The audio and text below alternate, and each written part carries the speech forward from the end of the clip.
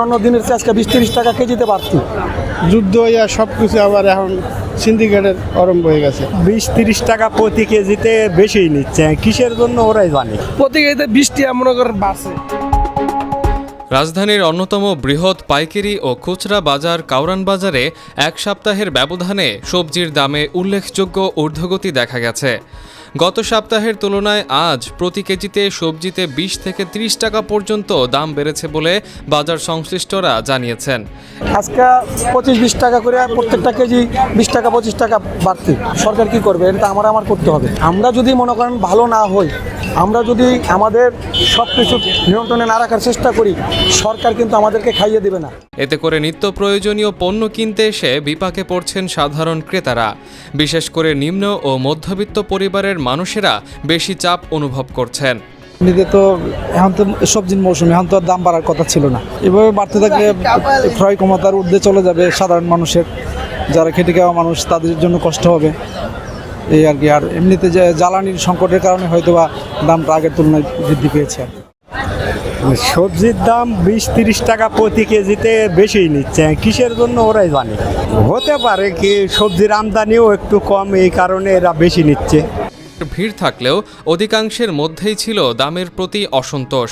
বিভিন্ন সবজির দোকানে গিয়ে দেখা গেছে আগের তুলনায় প্রায় সব ধরনের সবজির দামই বেড়েছে।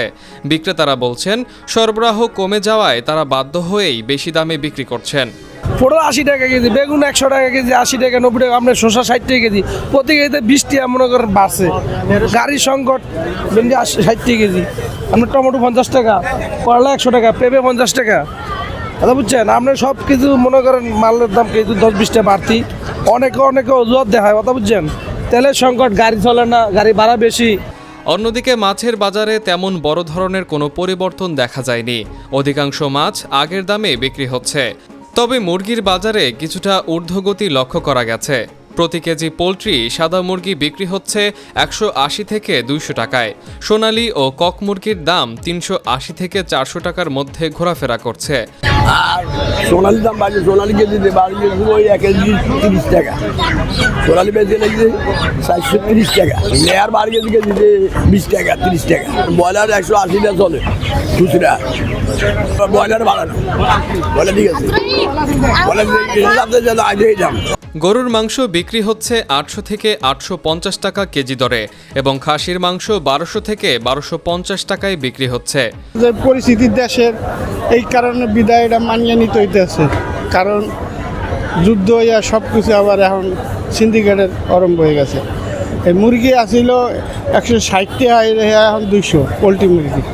এখন বলার কিছুই নেই আমাদের। ওই যে কয় এক ফেসিদ পালাইছে, আবার ফেসিদ জন্ম হইতেছে, ঘুরিয়া ফিরিয়া ওই একটাই।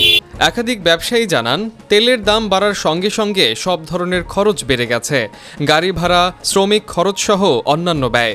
এসব কারণে তারা আগের দামে পণ্য বিক্রি করতে পারছেন না। পরিস্থিতি স্বাভাবিক না হলে সামনে আরও দাম বাড়ার আশঙ্কাও প্রকাশ করেন তারা। গত সপ্তাহের তুলনায় এই সপ্তাহ সেম দামে আছে। গত সপ্তাহে ছিল আপনার 10টা ডজন, এই সপ্তাহে 10টা ডজন লাল ডিম।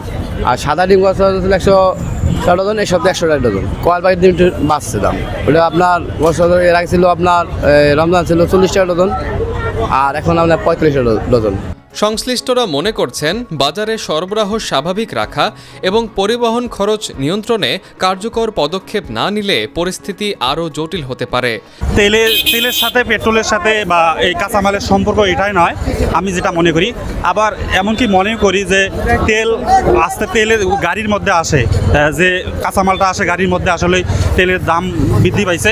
এই জন্য বিধায় ওরা ওই কাঁচামাল যারা পাইকারি নিয়ে আসে মাল, তাদের ওই কাঁচামালের দর একটু বৃদ্ধি বিধায় তারাও বিক্রি করতেছে। এটা সরকারকে পদক্ষেপ নিতে হবে। সরকার যদি পদক্ষেপ না নেয় এই তেলের ব্যাপারে বা এই কাঁচামালের ব্যাপারে বা ভোক্তা অধিদপ্তর মূল্য সংযোজন যারা আছে তারা যদি পদক্ষেপ না নেয়, আসলে আরও বৃদ্ধি পেতে থাকবে আমি মনে করি। তাই দ্রুত বাজার মনিটরিং জোরদার এবং প্রয়োজনীয় ব্যবস্থা গ্রহণের দাবি জানিয়েছেন ক্রেতা ও ব্যবসায়ী উভয়ই। ডেস্ক নিউজ, অগ্রযাত্রা প্রতিদিন। অগ্রযাত্রা প্রতিদিন, নির্ভীক প্রত্যয়ে উজ্জীবিত।